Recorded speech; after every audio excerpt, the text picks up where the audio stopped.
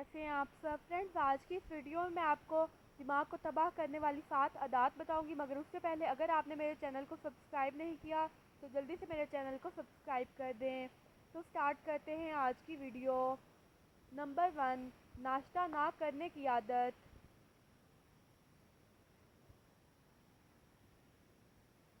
Number 2، رات کو دیر سے سونے کی عادت۔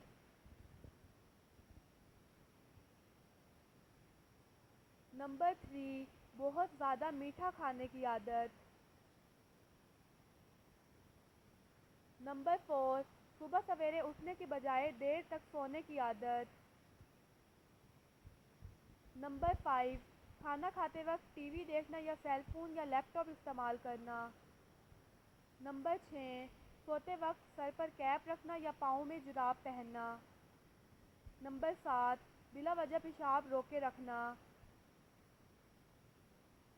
فرینڈز، اگر آپ کو میری آج کی ویڈیو پسند آئی ہے تو میری ویڈیو کو لائک کر دیں اور میرے چینل کو سبسکرائب کر دیں۔